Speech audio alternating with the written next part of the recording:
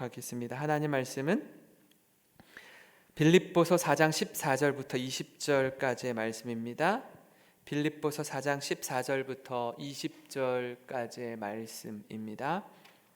저와 여러분이 한 절씩 교독하겠습니다. 신약성경 323페이지에 있습니다. 14절 제가 먼저 읽겠습니다. 그러나 너희가 내 괴로움에 함께 참여하였으니 잘하였도다. 빌립보 사람들아, 너희도 알거니와 복음의 시초에 내가 마게도냐를 떠날 때에 주고받는 내 일에 참여한 교회가 너희 외에 아무도 없었느니라. 데살로니가에 있을 때에도 너희가 한 번뿐 아니라 두 번이나 나 있을 것을 보내었도다. 내가 선물을 구함이 아니요 오직 너희에게 유익하도록 풍성한 열매를 구함이라. 내게는 모든 것이 있고 또 풍부한지라 에바브로디도 편에 너희가 준 것을 받음으로 내가 풍족하니 이는 받으실 만한 향기로운 제물이요 하나님을 기쁘시게 한 것이라. 나의 하나님이 그리스도 예수 안에서 영광 가운데 그 풍성한 대로 너희 모든 쓸 것을 채우시리라. 같이 읽겠습니다. 하나님 곧 우리 아버지께 세세 무궁하도록 영광을 돌릴지어다. 아멘. 아멘. 우리 옆에 있는 가족분들과 또 눈에 보이지는 않지만 우리 사랑하는 성도님들을 향해서 이렇게 이야기했으면 좋겠습니다. 오늘 하루도 정말 수고 많으셨습니다. 이렇게 인사할까요? 수고 많으셨습니다. 네.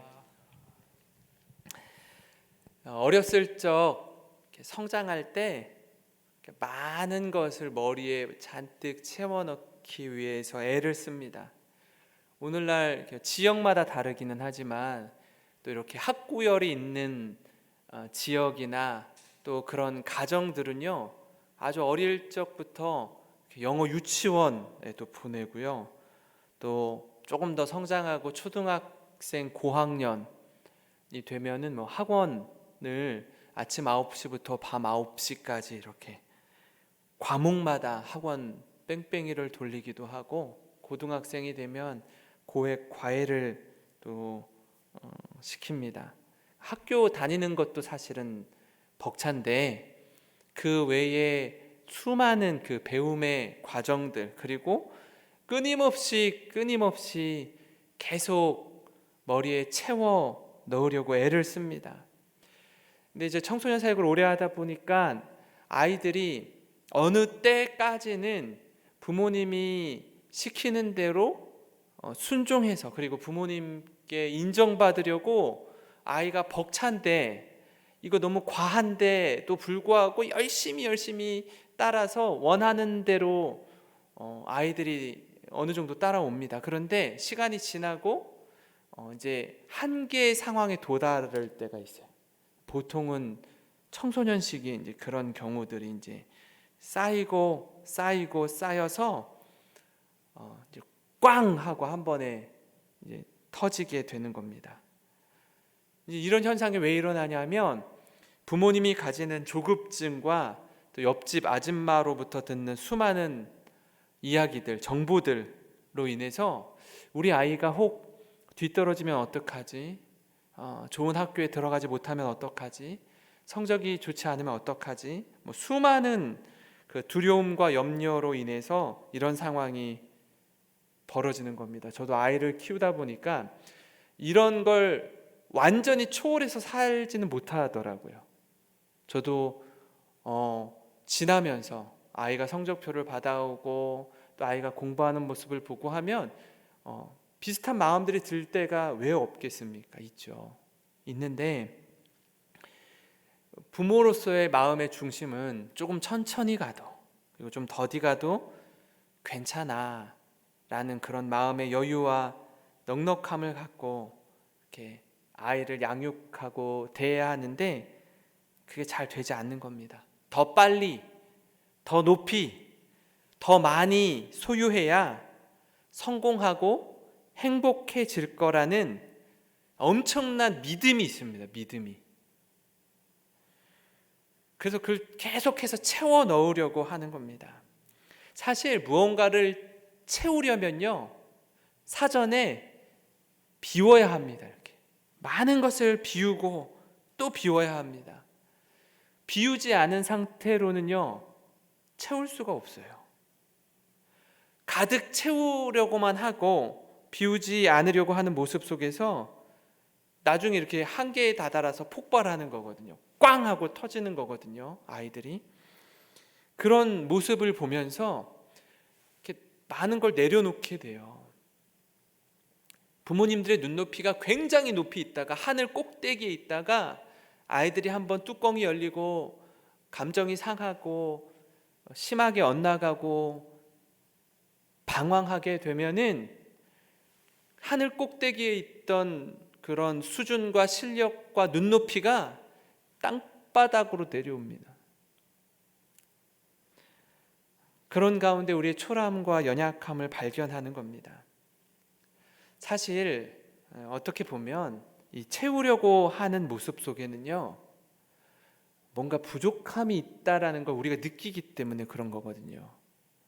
그래서 무언가 자꾸 채우려고 하는 욕구는 우리 안에 늘 부족함이 있다는 인식에서 출발하는 겁니다. 부족함이 없다면 배우려고 하지 않겠죠. 채우려고 하지 않을 거예요. 배가 고프니까 밥을 먹으려고 하고, 지식과 지혜가 부족하니까 배우려고 하는 것 아닙니까?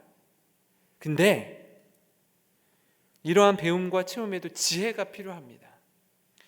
몸과 또 마음이 필요로 하는 것과 또 내가 채우려고 하는 것이 다를 경우가 있어요. 몸은 사실 이런 음식을 먹어야 되는데 내 마음은 다른 것 먹고 싶은 거예요. 병원에서는 금식하라고 하고 병원에서는 어떤 음식을 지정해주는 음식이 있는데 내 마음은 이것도 먹고 싶고 저것도 먹고 싶고 먹지 말라는 걸 자꾸 먹고 싶은 거죠. 이것에 대해 열심을 내면 낼수록 더욱 어리석은 사람이 되고 맙니다. 채우려는 것에도요, 절제가 필요하고 또 꼭 필요한 것들로 채워야 한다는 겁니다. 여러분, 우리 성도님들은 어떠십니까? 어떤 부족함이 있고 또 그걸 채우기 위해서 어떤 애씀이 있습니까?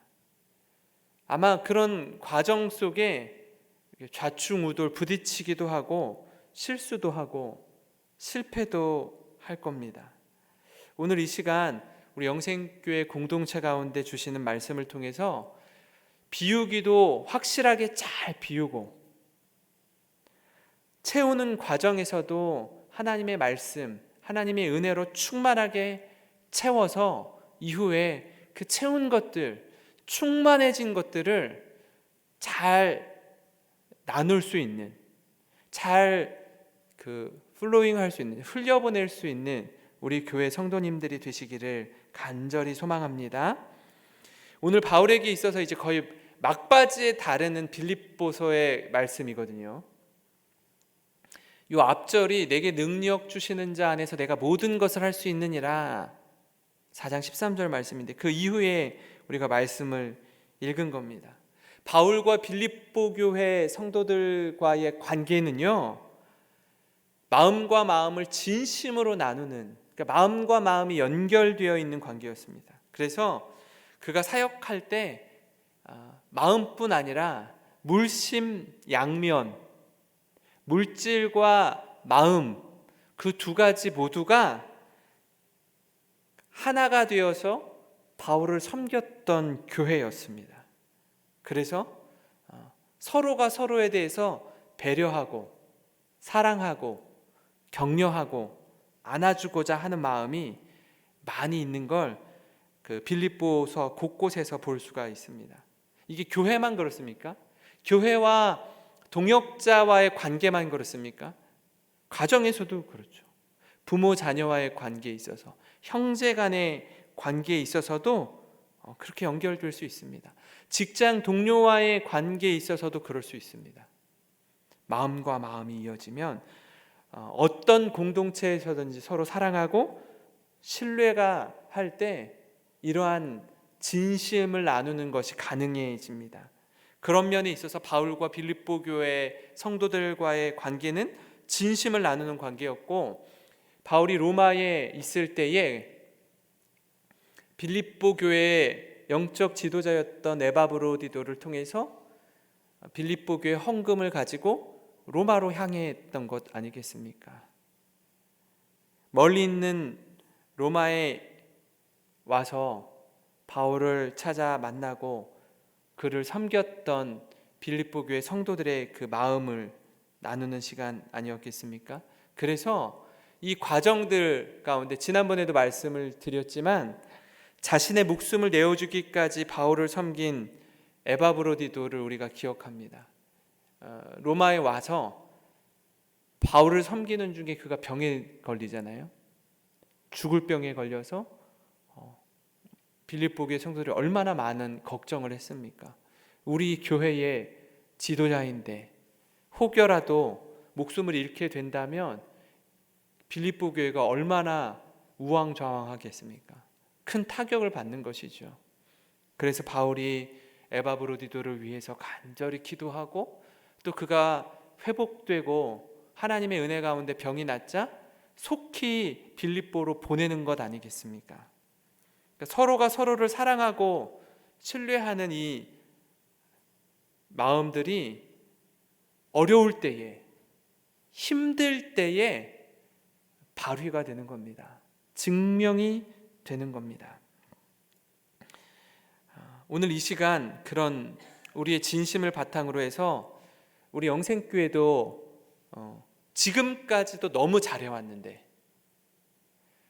앞으로의 이제 실제로 얼굴과 얼굴을 마주하고 교회가 교회다운 모습으로 성장하고 세워질 때에 함께 울고 웃는 그 믿음의 공동체가 되기를 간절히 소망합니다. 그런 부분을 좀 담아서 하나님을 기쁘시게 하는 교회의 두 가지 특징을 좀 같이 나누려고 합니다. 그 첫 번째는요, 필요를 알고 돕고 섬기는 일에 가장 먼저 마음이 하나로 연결되어 있다라는 거예요. 필요를 알고 돕고 섬기는 일에 마음이 하나로 연결되어 있다라는 겁니다. 빌립보서 4장 15절부터 17절입니다. 빌립보 사람들아, 너희도 알거니와 복음의 시초에 내가 마게도냐를 떠날 때에 주고받는 내 일에 참여한 교회가 너희 외에 아무도 없었느니라. 데살로니가에 있을 때에도 너희가 한 번뿐 아니라 두 번이나 나 있을 것을 보내었도다. 내가 선물을 구함이 아니요 오직 너희에게 유익하도록 풍성한 열매를 구함이라. 바울이 사실 어떤 사람이었다라고 했죠? 그가 이방인 선교사로서, 이방인의 사도로서 유럽 전역을 다니면서 교회를 세운 사람이거든요. 근데 그가 교회를 섬기고 이방인의 사도로서 선교사로서 사명을 감당할 때에 그 자비량 선교사였어요. 그죠? 텐트 메이커라고 했습니다. 스스로 일하고 번 돈을 가지고 자기의 일상을 살아냈던 사람. 그런데 오늘 말씀에는 빌립보 교회 성도들이요, 바울을 위해서 도움을 주었다라고 이야기해요. 쓸 것을 보내주었다라고 이야기해요. 그걸 또 감사히 받습니다. 이 주고받는 일에 너희 교회 외에 아무도 없었다라고 이야기하면서 감사의 마음을 표현하는 바울을 봅니다. 그러니까 바울이 힘들고 어려울 때에 그런 순간순간 고비마다 마음을 나누어 주었다라는 거예요. 진심을 공유했다라는 말인데, 제가 어느 날 이 카톡을 보니까 카톡에 친구로 되어 있는 그 사람의 수가 한 6천 명 정도 있더라고요. 계속 사역을 하면서 지나온 시간들, 교회의 성도님들 이런 데이터가 누적되니까 한 6천 명 정도 있는 거예요. 굉장히 많이 있더라고요. 근데 만약에 제가 힘든 시간을 보낼 때, 어려움이 생겼을 때 핸드폰을 열고 누구에게 도움을 요청할 수 있을까? 누구에게 나의 이 상황들을 또 이 진심을 나눌 수 있을까라고 이렇게 보면 제가 몇 명에게 전화를 할 수 있을까? 우리 성도님들은 어떻습니까? 그 수많은 사람들의 이름이 아마 핸드폰 주소록에 저장이 되어 있을 텐데 누구에게 당장 전화하면 그 사람이 달려오겠습니까? 또 필요로 하는 때에 여러분을 돕고 섬기겠습니까? 이게 바울이 그랬으니까 열심히 했으니까 그랬나 보다가 아니라 여기서도 뭐라 그러죠? 주고받는 내 일에 참여한 교회가 너희 외에 아무도 없었대요. 이게 말이 쉽죠? 정말 힘든 시간을 통과하고 있는 그때 나를 돕는 사람, 나를 돕는 교회 많지 않아요.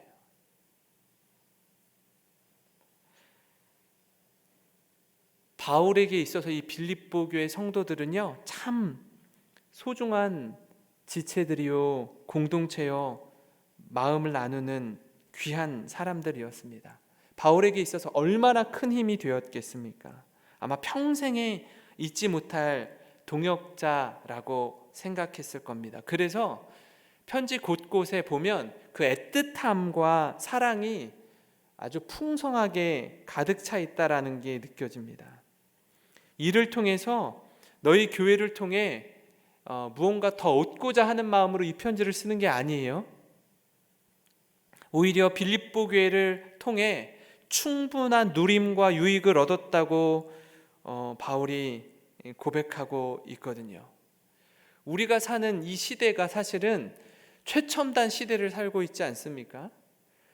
이 한국에서 미국에 있는 남미에 있는 가족이 있든 형제가 있든 아는 사람이 있든 선교사님이 있든 얼굴과 얼굴을 마주하고 통화를 할 수 있는 시대 아닙니까? 세상이 너무나 좋아진 시대 가운데 살고 있지만 또 한편으로 달리 생각해 보면요, 옆집에 누가 살고 있는지 위아랫집에 누가 살고 있는지도 별 관심이 없어요. 그리고 서로 프라이버시라는 명목하에 알려고 하지 않아요. 지금 같은 상황인 경우에는 더욱 그렇죠. 참 안타까운 모습 아니겠습니까? 관계적으로는 심지어 가족이나 형제마저도 냉랭함 속에서 살아가고 있는 현실 아닙니까? 이웃은 고사하고 가족과의 관계도 끊고 지내는 사람들이 얼마나 많이 있습니까? 참 안타까운 모습입니다. 우리 성도들의 삶에 또 가족 간의 관계에 있어서도 그렇고 마음과 마음이 이 바울과 빌립보 교회 성도들 간의 모습처럼 그 마음이 나누어지고 서로를 위해서 뜨겁게 기도하고 자녀는 부모님을 공경하고 또 부모님은 자녀를 위해서 기도하고 사랑하는 마음으로 믿음 안에서 하나 되는 복된 가정이 되시기를 간절히 기도합니다. 고린도후서 9장 8절에 이런 말씀이 있습니다. 하나님이 능히 모든 은혜를 너희에게 넘치게 하시나니 이는 너희로 모든 일에 항상 모든 것이 넉넉하여 모든 착한 일을 넘치게 하려 하심이라. 하나님이 은혜를 주시는 일, 은혜를 넘치도록 주시는 이유가 뭐라고요? 모든 착한 일을 넘치게 하도록 하기 위해서. 하나님이 우리에게 특별한 은혜를 부어주실 때가 있어요. 내가 노력하고 애쓴 것 이상으로 하나님이 내게 채워주셨습니다 하시는 신방을 하면서 이렇게 만나는 몇몇 분들 가운데는요, 내게 이런 부요함이, 이런 넉넉함이 생길 줄, 또 이런 걸 누리게 될 줄 이전에는 몰랐습니다. 솔직히 내가 수고하고 애쓴 것보다 하나님이 더 많은 것들로 채워주셨습니다라고 고백하는 분들이 종종 계세요. 그렇다면 그렇게 넘치도록 채워주시는 은혜를 어떻게 해야 된다고요? 모든 착한 일을 넘치게 하도록 하기 위해서 하나님이 주셨다라는 것을 기억하셔야 됩니다. 그래서 도움이 필요한 것에 내 것을 흘려보낼 수 있는 사람, 그런 교회, 그런 성도님들이 되시기를 주님의 이름으로 축원합니다. 시간이 지나면서 연세가 들고 또 세상 떠날 때 다 내려놓고 이제 갈 때 보면 열심히 살았는데, 수고와 땀을 흘리면서 애쓰며 살았는데 돌아보니까 어떤 분은 손에 쥐고 있는 게 아무것도 없는 분이 계십니다. 그래서 연세 지긋하신 분들이 이렇게 말씀하세요. 나 정말 열심히 살았어요, 목사님. 근데 뒤돌아보니까 내 수중에 아무것도 없어요. 어떻게 살아왔는지 모르겠어요. 그러다 보면 육신의 연약함 속에서 자신감도 떨어지고 수중에 돈은 점점 더 사라져가고 마음조차 어디에 둘지 모르는 초라한 우리의 모습을 보면 이게 막 무기력해집니다. 어떻게 살아야 되지? 무엇을 해야 되지? 그럼에도 불구하고요, 하루하루 지내면서 우리가 갈 수 있는 가장 강력한 것은 하나님 앞에 기도하는 것입니다. 기도 가운데 일하시는 하나님을 바라보는 겁니다. 아까 광고로 말씀드린 것처럼 113 이 기도 운동을 통해서 우리 영생교회 모든 성도님들이 기도의 자리로 나아가기를 소망합니다. 하루에 한 번 이 세 가지의 기도 제목, 즉 나라와 가정과 개인, 그리고 교회를 위해서 기도하는 우리가 되기를 소망합니다. 그래서 혼자 기도할 때 혼자 사실 기도하기로 이렇게 정해놓는 시간이 있잖아요. 이렇게 약속을 하나님 앞에서 할 때 깜빡할 때가 있어요. 그 깜빡을 하루, 이틀, 3일 하기 시작하면요, 그냥 모르는 척하고 쓱 넘어갈 수 있거든요. 그때 가족들과 어떤 시간을 정하거나 아니면 친구들과 정하거나 아는 신앙의 동역자들과 어떤 시간을 정하거나, 우리 교회 같은 경우에는 셀 리더와 셀 가족들이 함께 어떤 시간을 정하셔서 기도하는 거예요, 같이. 삼겹줄이 되어서 서로 붙들어주고 기도의 자리, 은혜의 자리를 사모하면서 기도문을 읽으면서 더 깊이 기도하는 도구로 이 기도문을 사용하시기를 권면합니다. 요한 웨슬레가 이런 말을 합니다. 사람이 일하면 사람이 일할 뿐이지만 사람이 기도하면 하나님이 일하신다. 다시요. 사람이 일하면 사람이 일할 뿐이지만 사람이 기도하면 하나님이 일하신다라고 이야기했습니다. 하나님 앞에서 우리의 기도 가운데 역사하시는 그 하나님의 은혜, 하나님의 능력, 하나님의 기적을 경험하고 그런 하나님을 세상 가운데 증거하고 선포하는 우리 교회가 되기를 간절히 소망합니다. 그런가 하면 하나님을 기쁘시게 하는 교회의 두 번째 특징은요, 우리의 공급자 되시는 하나님을 온전히 신뢰한다라는 거예요. 오늘 말씀 4장 18절 19절입니다. 내게는 모든 것이 있고 또 풍부한지라 에바브로디도 편에 너희가 준 것을 받음으로 내가 풍족하니 이는 받으실 만한 향기로운 제물이요 하나님을 기쁘시게 한 것이라. 나의 하나님이 그리스도 예수 안에서 영광 가운데 그 풍성한 대로 너희 모든 쓸 것을 채우시리라. 아멘. 이 빌립보 교회를 통해 공급받은 바울, 로마 감옥에 갇혀 있으면서 필요한 것을 공급받은 바울에게는요, 감사가 넘쳤습니다. 사실 그는 위에서 서두에 말씀드린 것처럼 모든 형편에 자족할 줄 아는 마음을 가지고 있었던, 그래서 어떠한 형편에 처하는 것이 그렇게 힘든 사람이 아닌 거예요. 모든 일에 자족할 줄 아는 일체의 비결을 배웠던 사람이었거든요.